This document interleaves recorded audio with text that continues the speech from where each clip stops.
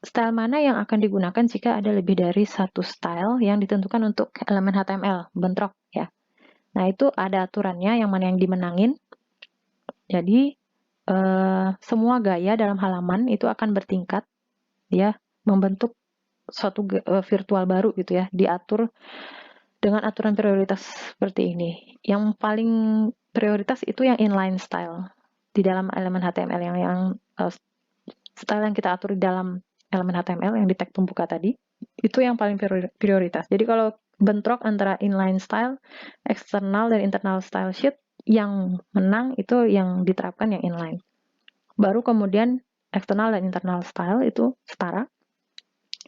Kemudian default browser ya, bawaannya browser itu ada pengaturan sendiri, itu yang paling rendah prioritasnya. Jadi inline style itu memiliki prioritas tertinggi dan akan menggantikan external dan internal style sheet serta default browser, tapi tidak direkomendasikan untuk digunakan sesering mungkin. Ya, bagusnya adalah yang eksternal. Nah, kalau seandainya di dalam yang eksternal sama-sama eksternal misalkan ya, masih bentrok juga. Nah, itu ada yang namanya specificity. Jadi beberapa jenis pengaturan style itu kan bisa kita terapkan ke elemen HTML yang sama tadi kan, seperti yang multi-class tadi. Jadi mungkin saja secara tidak sengaja properti yang sama, misalkan font color atau font size misalkan bentrok. Nah, jadi yang mana yang dimenangkan? Nah, jika dua atau lebih aturan CSS yang bertentangan itu mengarah ke elemen yang sama, properti yang sama, browser mengikuti beberapa aturan untuk menentukan aturan mana yang paling spesifik, yang mana yang nanti dimenangkan. Itu yang disebut dengan specificity. Nah, specificity ini juga adalah alasan kenapa kadang-kadang kita memodify template yang dari internet yang tersedia secara gratis, kita modify kemudian kok nggak berubah seperti itu. Nah, itu karena ini alasan specificity ini yang harus kita pahami. Nah, jadi ada hierarki yang berlaku di CSS, itu yang pertama tadi yang paling prioritas itu adalah inline style attribute. Dia yang paling menang di antara kalau bentrok dengan selektor-selektor yang lain, dia yang menang inline. Yang kedua adalah ID. ID itu prioritas nomor 2. ID selector. ID dengan yang ketiga adalah class ya. Class, pseudo class, atribut itu juga masuk ke sini. Atribut ya, yang atribut selector. Yang terakhir itu adalah elemen. Elemen dan pseudo elemen. Jadi bagaimana kalau misalkan spesifisitinya sama misalnya, sama-sama di kelas elemen, kemudian bentrok. Nah, yang berlaku adalah balik lagi ke aturan penulisan terakhir, seperti yang saya jelaskan tadi di multi-class. CSS mana yang ditulis paling akhir, dia yang berlaku. Untuk yang spesifisitinya di kelas yang sama. Tapi kalau kelasnya beda, ya berarti lihat lagi urut-urutan hierarki ini. Bagaimana dengan universal selector? Universal selector dan nilai yang diwariskan atau inherited dan default browser tadi bawaannya browser itu memiliki spesifisitas paling rendah. Bahkan itu di bawah elemen ya, atau pseudo elemennya seperti ini. Kita punya HTML paragraf ya. Nah, di dalam paragraf ini kelasnya adalah alert blue. Dia merujuk ke kelas alert dan kelas blue. Kelas alert sendiri itu mengatur text decoration-nya underline, background color-nya orange, padding bottom-nya 10 pixel, kemudian font weight-nya bold, dan color blue.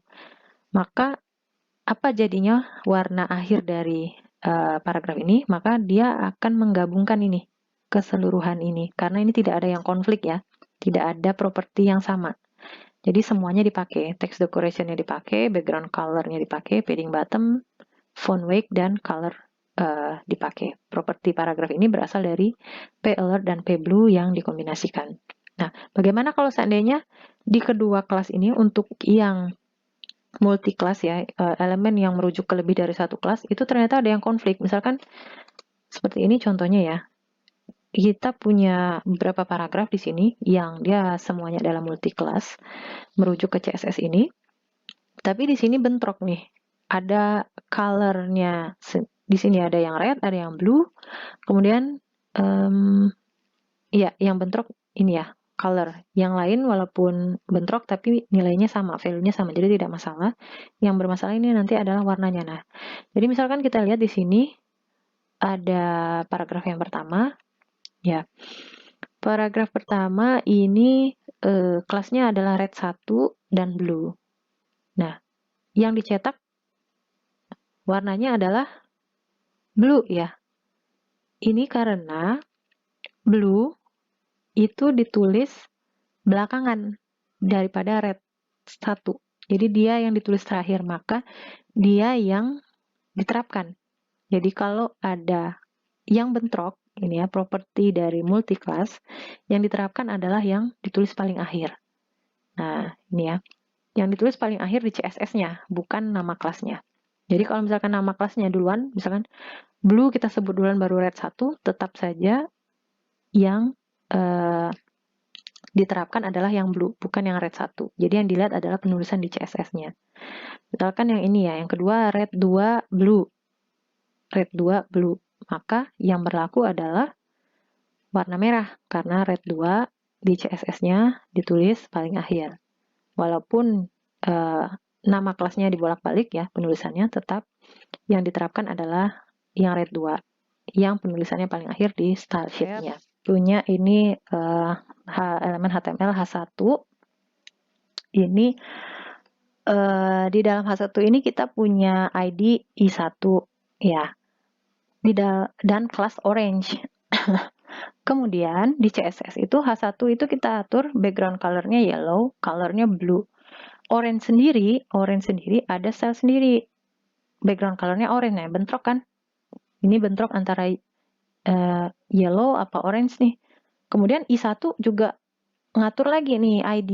ID-nya juga ngatur background color red. Nah, udah deh, tiga-tiganya bentrok nih. Jadi, apa yang akan terjadi? What properties does this heading have? Maka dia ini akan menjadi background color-nya yellow. Background color-nya red. Karena jelas ya. Jelas ID atribut itu lebih menang daripada kelas dan elemen. Nah, ini kan kelas ya, yang titik orange kelas, yang ini kan ID ya, I1, yang ini elemen. Maka ini dong pasti menang yang ini dong, karena dia prioritas di atas yang dua ini. Maka background color-nya red, font style-nya italic. Tapi untuk yang tidak bentrok, ya yang tidak bentrok tetap diambil. Color-nya jadi blue, iya karena tidak bentrok jadi diambil. Text decoration-nya underline, ya diambil underline-nya karena tidak ada bentrok. Dan italiknya juga diambil. Yang bentrok baru dipilih salah satu. Itu ya, yang bentrok dipilih salah satu, yang tidak bentrok diterapkan semua. Nah, kalau masih bingung nih dengan specificity mana yang dimenangkan, bisa teman-teman buat tabel. Jadi contoh seperti ini. Misalkan kita punya div dengan ID sama dengan konten. Nah, di dalam div itu ada H1, isinya heading seperti ini ya. Di dalam H1 ini ada inline style. Ini, kita ngatur color warnanya FFFFFF. Kemudian, jadi selain ada inline style, ini juga ada ID kan tadi, konten H1. Konten H1. Jadi H1 yang di dalam elemen berkelaskan konten itu ada lagi style sendiri. H1 ada lagi style sendiri gitu. Nah, jadi bentrok ini. Nah, yang mana yang akan dimenangkan? Apakah CSS yang H1 ataukah kelas konten H1 atau yang inline? Nah, teman-teman bisa buat tabel seperti ini caranya. Untuk yang A, style yang A, nah ini kita buat kolomnya ini berdasarkan hierarki specificity ini tadi ya. Ada inline, ID, class, dan elemen. Inline, ID, class, dan elemen. Nah, yang CSS yang pertama, yang A, itu kan H1 nih. H1 itu masuk mana? H1 kan elemen. Maka kita kasih di sini, satu elemen. Kelas, apakah ada kelas di sini? Nggak ada. ID juga nggak ada, inline juga nggak ada ya. Ini hanya elemen, maka yang lainnya 0. Oke, kemudian yang B. Yang B ini kelas konten ID konten, ID konten, maka ini dikasih nilai 1. Apakah ada kelas? Tidak ada. Apakah ada elemen? Ada, ini H1. Maka elemennya jadi 1 nilainya. Jadi 0, 1, 0, 1.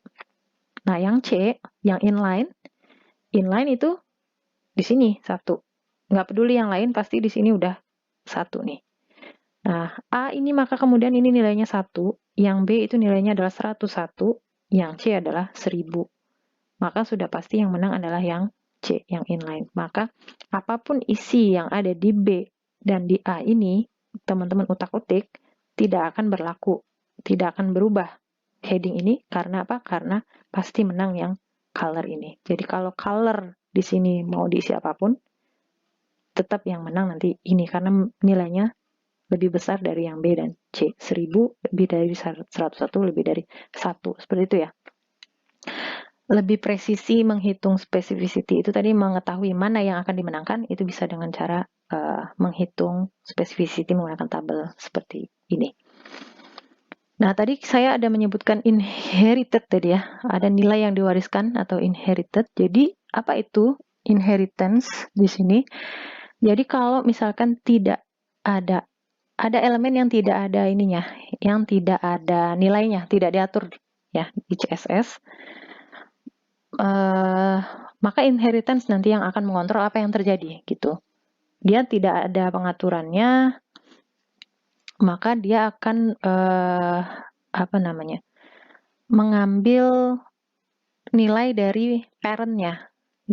Jadi apa yang terjadi kalau tidak ada nilai yang kita definisikan untuk suatu elemen ya, properti suatu elemen, dia akan mengambil dari parent-nya. Kalau parent-nya tidak ada, dia akan naik lagi terus sampai ke root-nya, yaitu HTML ya.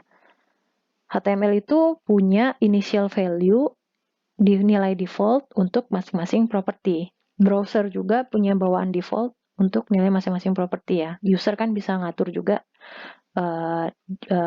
pengaturan di browser, dia mau tampilan seperti apa. Nah, itu nilai default, itulah nilai default root HTML tadi atau browser default itu yang kemudian dipakai dan diwariskan ke elemen yang tidak ada nilainya. Seperti itu. Ya, jadi jika tidak ada nilai yang diwariskan dari parent, dia naik terus sampai ke elemen root. Seperti itu. Nah, contoh seperti ini ya. Misal kita punya list order list ya, dengan kelas sama dengan alert. Isinya ini, help me, I'm trapped on com519 slide misalnya. Nah, ini kan kelas alert ini sebetulnya kan ditujukan untuk OL, ya, OL. Text decoration-nya underline, background color-nya orange, padding bottom ya, padding itu spasi ke bawah ya, jarak ke bawah antara ke elemen lainnya, itu 10 pixel, fontnya kita cetak tebal. Nah, tapi ini kan sebenarnya ditujukan untuk OL, tapi yang terjadi setiap list ini kan ngikut dengan style OL ini tadi, class alert tadi. Yaitu karena apa? Karena LI ini mewariskan nilai CSS dari parent-nya, yaitu OL. Dari why dia kenapa dia di sini warnanya ikut berwarna orange background-nya, ikut dicetak tebal dan ikut bergaris bawah. Tapi teman-teman perhatikan di sini ya, padding-nya tidak ikut nih. Padding-nya yang help me ini tetap rapat, antara 1 dengan 2 tetap rapat. Nah, bandingkan dengan yang ini. Kalau misalkan alert-nya kita taruh di LI. Kita taruh di LI yang pertama. Jadi LI yang kedua, dia menginherit apa? Menginherit nilai default. Default-nya ya seperti ini, bawaannya HTML. Nah, seperti ini. Sedangkan yang help me itu ikut class alert ini. Text decoration underline, ini lihat ya. Underline, background-nya warna orange, padding bottom-nya dapat nih 10 dan dicetak tebal. Kenapa yang di sini tadi padding bottom-nya tidak ikut? Karena tidak semua properti itu bisa diwariskan. Gitu. Jadi ada bintangnya, syarat dan ketentuan berlaku ya. C CSS itu membedakan antara properti yang bisa di-inherit dengan non-inherited properties. Jadi tidak semua properti juga bisa diwariskan, seperti itu. Nah, jadi misal contoh seperti ini ya. Kita punya halaman web, hello world, ada link ya. Kembali ke halaman utama misalnya seperti ini, kemudian ada paragraf, sembarangan paragraf. Kita pengen ya mengatur semua yang di body itu, yang di dalam body font family-nya Arial, warnanya dark gray seperti ini.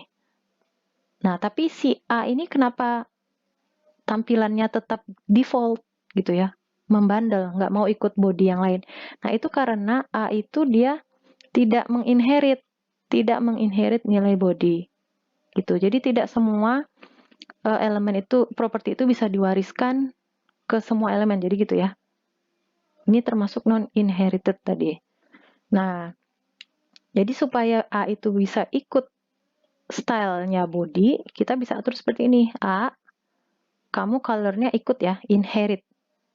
Inherit kemana? Inherit ke parentnya. Parentnya yaitu di sini dalam hal ini ya, dalam contoh ini, A ini parentnya adalah body. Di dalam dia tidak ada, tidak di bawah elemen lain ya, dia langsung ke body. Ini body, langsung body. Jadi dia akan menginherit apapun color yang kita atur di body. Nah, dengan cara ini dia akan mewariskan color yang diatur di body.